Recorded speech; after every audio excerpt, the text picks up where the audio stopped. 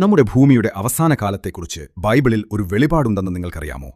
യേശുക്രിസ്തുവിന്റെ വരവിനു മുൻപായി എവിടെ നിന്നെന്നില്ലാതെ 2 പ്രവാചകന്മാർ പ്രത്യക്ഷപ്പെടും. വെളിപാട് 11:3. അതെ, അവസാന നാളുകളിൽ ലോകത്തിന് മുന്നറിയിപ്പ് നൽകാനും തിന്മയെ നേരിടാനും മനുഷ്യരെ ദൈവത്തിലേക്ക് മടക്കി വിളിക്കാനുമായി 2 നിഗൂഢ സാക്ഷികൾ പ്രത്യക്ഷപ്പെടുമെന്ന് വെളിപാട് പുസ്തകം നമ്മോട് പറയുന്നു. അവർ സാധാരണ മനുഷ്യരായിരിക്കില്ല. ബൈബിളിലെ ഏറ്റവും വലിയ വ്യക്തിത്വങ്ങളായ മോശയെയും ഏലിയാവിനെയും പോലെ അവർക്ക് അത്ഭുത ശക്തികളുണ്ടാകും. വെളിപാട് 11:6. ഈ സാക്ഷികളിൽ ഒരാൾക്ക് ഒരിക്കൽ ആകാശത്തുനിന്ന് തീയിറക്കുകയും ഇസ്രായേലിൽ മഴ തടയുകയും ചെയ്ത അഗ്നിപ്രവാചകനായ ഏലിയാവിന്റെ ശക്തിയുണ്ടാകും.